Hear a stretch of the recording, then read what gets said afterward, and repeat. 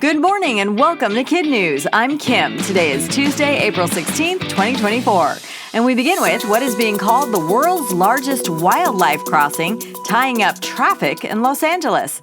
The county's 101 freeway is now closed on weeknights for several weeks, while crews work to create a safe crossing for animals such as mountain lions, coyotes, deer, snakes, toads, and ants. According to CNN, the overpass will span 10 lanes of highway and will be covered in soil and native plants to blend in with its natural surroundings. The California Department of Transportation says the crossing will be the largest in the world and will serve as a global model for urban wildlife conservation. The Olympic flame will be lit in Olympia, Greece today, a tradition that dates back to 1936. The flame will burn throughout the Paris Olympics and represents peace, friendship, and links the ancient games to the modern ones. According to the Associated Press, a special bowl will be used to concentrate the sun's rays and ignite the torch. It will be carried throughout Greece by more than 550 torchbearers in an 11-day relay before arriving in Athens.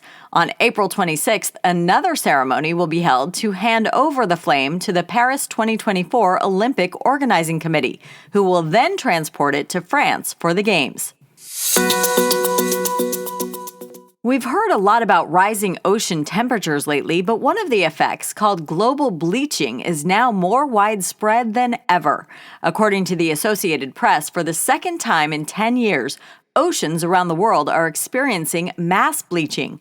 Scientists say climate change causes the coral to expel the algae that give them color and help them survive. Coral reefs are crucial to sustain underwater life and protect sea creatures. Their vibrant colors can also support local economies through tourism. For coral bleaching to be declared a global event, as it is in this case, it has to occur in each of the major oceans. McDonald's is hoping bagels may fill an expected hole in California profits. According to Bloomberg, the Golden Arches has a problem in the Golden State, as a new state law now requires the company to pay workers a higher minimum wage.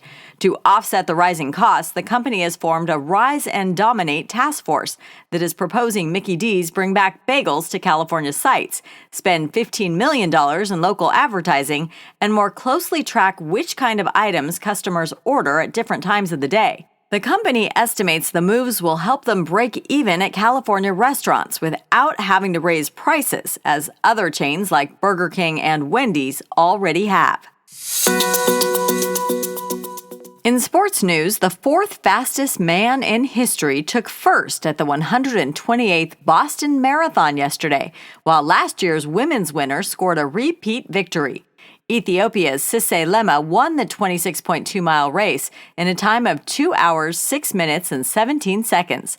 Helen Obiri of Kenya just barely eked out her victory with a time of 2 hours, 22 minutes, and 27 seconds, just 8 seconds faster than the second-place woman. According to the Boston Athletic Association, more than 30,000 runners from more than 100 countries participated in the race, known as one of the most famous marathons in the world.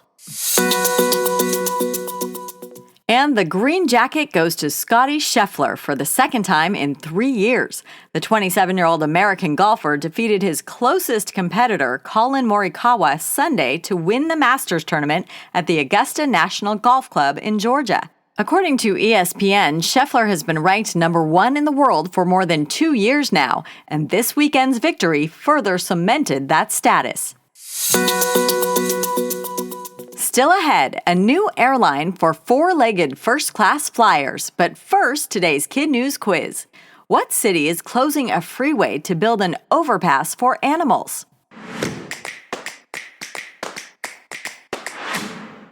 Los Angeles. How many torchbearers will carry the flame in the 11-day Olympic torch relay?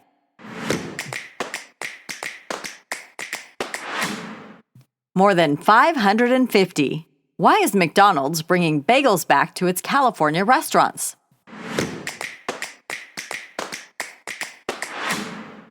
To attract customers and make up for the higher wages they will be paying workers. Who won the Masters Golf Tournament?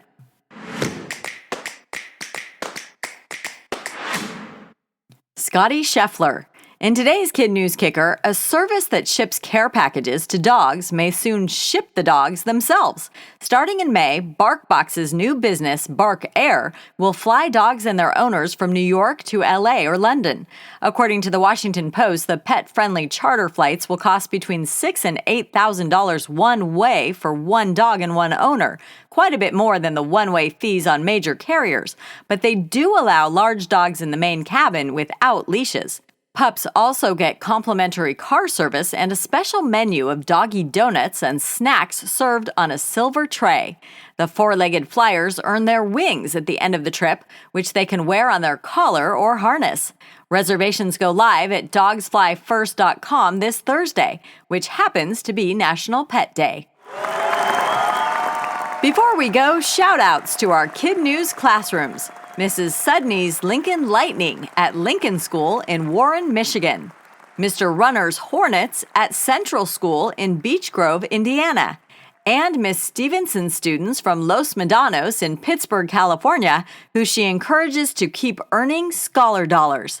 Thanks for listening. Please rate, review, subscribe, and share Kid News with all your friends and family. And we'll see you back here for more Kid News tomorrow morning.